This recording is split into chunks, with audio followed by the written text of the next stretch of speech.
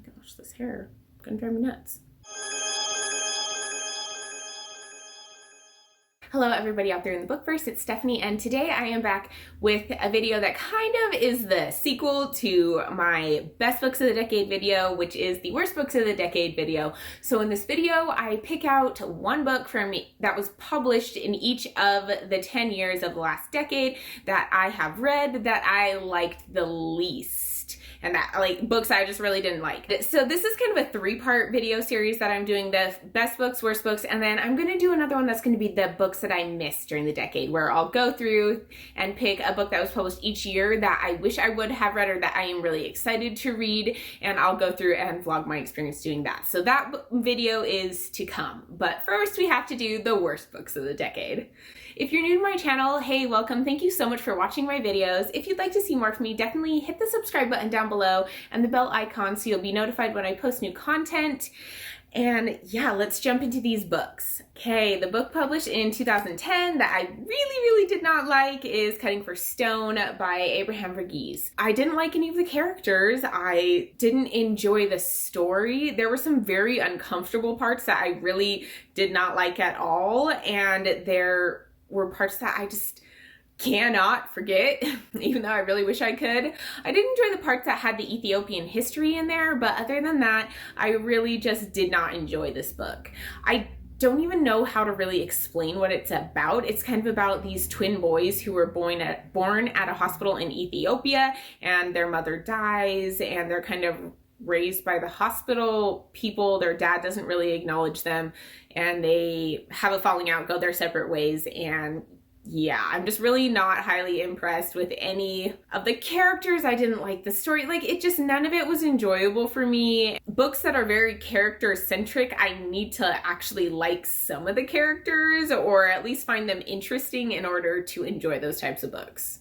For my 2011 book, I went with Legend by Marie Lu. This is a young adult dystopian series. It's about a girl who is rich and talented, and her brother dies and she's trying to get revenge, and the person who killed her brother is this very poor but kind of face of the rebellion boy who is also very talented. I think you can probably tell that part of the reason I didn't like it is because it was extremely tropey, and you know, it wasn't tropey in a good way, in my opinion. Sometimes tropes are done really well, but I didn't really like it here. It was extremely predictable, and it was that trope of, you know, the rich girl and the poor boy, but they're both so talented and the leaders of their groups, and they come together and fall in love. I just wasn't invested in it. I honestly don't remember all that much about it because I just didn't really care the whole time I was reading it. My next book for 2012 is The Casual Vacancy by J.K. Rowling. I forced myself to finish this book. I don't know why. This book definitely should have been a DNF for me, but this book is so boring. Nothing happens throughout the whole book, nothing of significance. I feel like they set up this plot at the beginning and you think it's going to be this big thing about this man who was murdered, and it's not. That happens, but nothing important happens after that. Like, that's not even something that we're focusing on that much. It's just these people's lives after that happens. And there are way too many characters. There are so many people that we are following in this that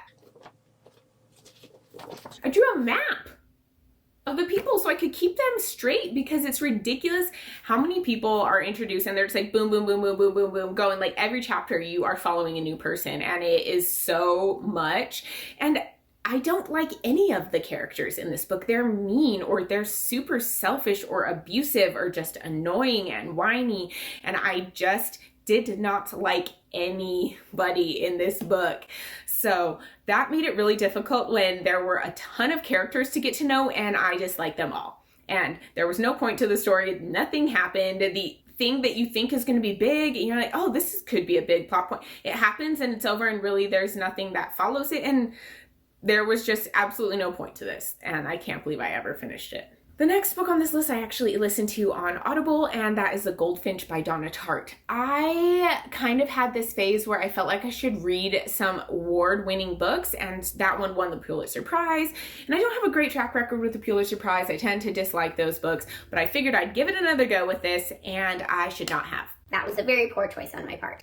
I found it so dull. The character was just insufferable. I couldn't stand him. He was so annoying. He made very poor decisions constantly. And while you get it, you're like, I get you've been through a lot of trauma in your life, it still was just not something I wanted to read about.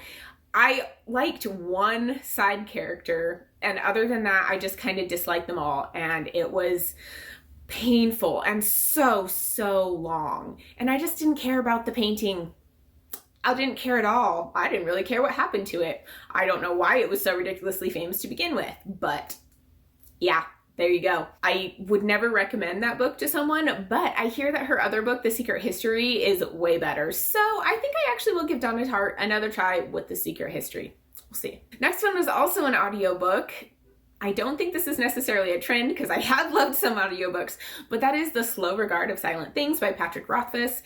If you have read The Name of the Wind and A Wise Man's Fear, you'll know Patrick Rothfuss. He wrote those two books in the Kingkiller Chronicles, and then he wrote this kind of odd third side character focused book that's super short. It takes place in one day, and it just kind of follows her doing her little tasky things throughout the day. Nothing really happens. It's very oddly told. I just did not understand the point of it.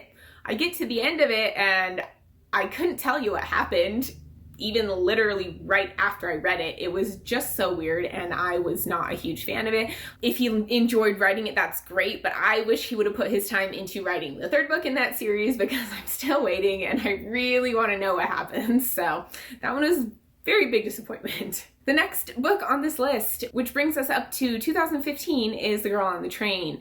I did not enjoy it. The main character was supposed to be this unreliable narrator, but she was just so hard to deal with. She was very stupid. She made very poor decisions, and having to listen to her make these decisions and go through it, it was just painful. I hated it the whole time. It was pretty obvious what happened. I guessed it pretty much right away, and so then when it did have the reveal, it wasn't that exciting to me at all. I just didn't really enjoy it. It wasn't exciting, it wasn't enjoyable, it wasn't fun for me, but I can get, if you don't guess it, it probably would have been a lot more fun to read, but unfortunately not for me. The book published in 2016 that I absolutely hated, I'm sure you guys can guess because it is very hated in the bookish community, and that is The Cursed Child by, it says J.K. Rowling, but also it has like John Tiffany and Jack Thorne. I just don't know why this had to come into my life. I don't understand why this was written at all. I hear that the play is absolutely amazing. This is like the script for the play of The Cursed Child, and the play, like I said, I hear is amazing because it is really well done on stage. But the actual story of it, no, this goes against so many things that are supposed to be like rules in Harry Potter, and the character actions are things that these characters would not have done. It's so unrealistic, which, okay, it's fantasy, right? But no, it's so unrealistic based on what we learned in the original Harry Potter books, and I was very upset reading this book. I just hated it. Can't really say more than that because that's about as strong a word as I can use for this. The 2017 release that was just not my thing is Rich People Problems by Kevin Kwan. I read actually this whole trilogy. I read Crazy Rich Asians and then China Rich Girlfriend, and this is the third one, Rich People Problems, and I didn't really love any of them. I probably liked the first one okay, but this one I definitely liked the least. It was so hard for me to get through. These books follow some very rich people in Asia, and it talks a lot about really fancy architecture and clothing and designers and jewelry and all these things. And I'm a very simple person. I'm from like a very small town in a very low populated state. Like, I'm from the boonies and we just don't have these things. I don't understand any of it. And so it was just a chore to read all these things, and I didn't get any of the references to that type of stuff either. So I felt like I wasn't really getting what I was supposed to get out of these parts. I get that they're really rich, and that's about how far it went. And also, I really did not like the ending to this book. I think it was bad. Like, I was really disappointed. I was sad that that was the ending, and I was really let down. So I really did not like this book. I don't know why I even finished it. This is back before I DNF'd books, so that's probably why, but no, not for me.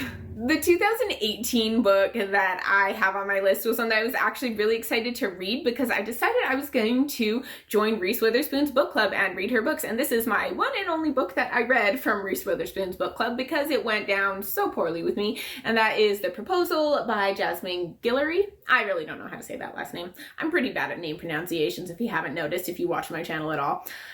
This book follows a girl who's proposed to at a baseball game. She says no, does not go down very well because it's all on camera, and then this guy and his sister kind of rescue her from the reporters, and she ends up starting up a little thing with him. Now, it's not the general premise of the book that I had an issue with, it's that I didn't really like the characters all that much.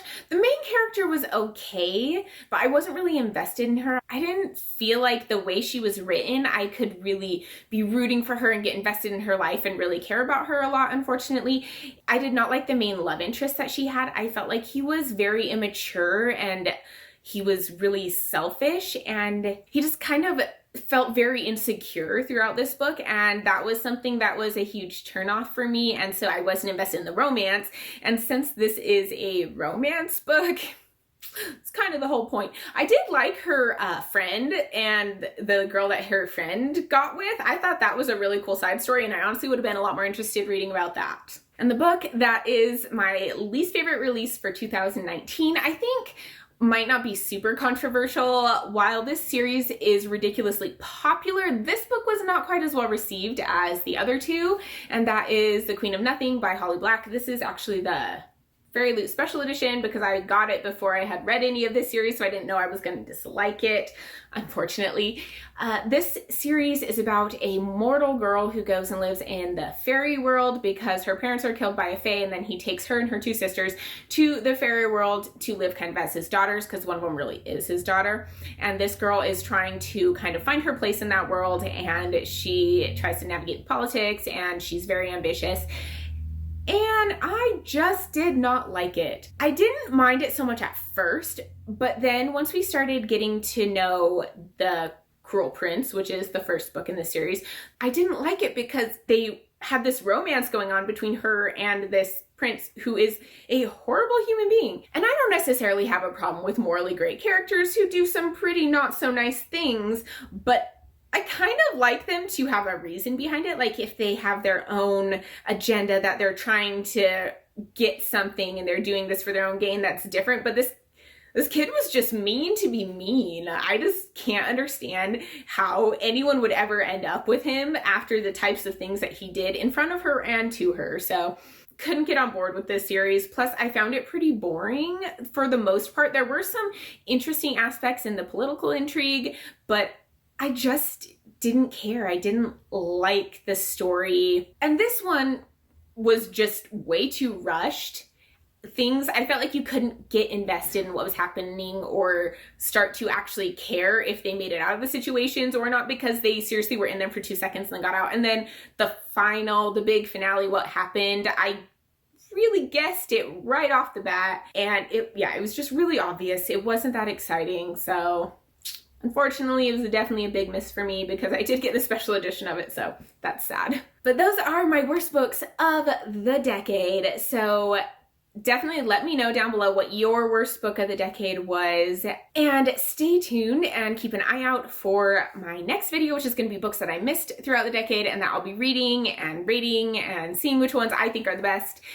As always, if you like this video, give it a thumbs up. And if you'd like to see more from me, hit the subscribe button down below and the bell icon, and I'll see you guys in my next video. Bye.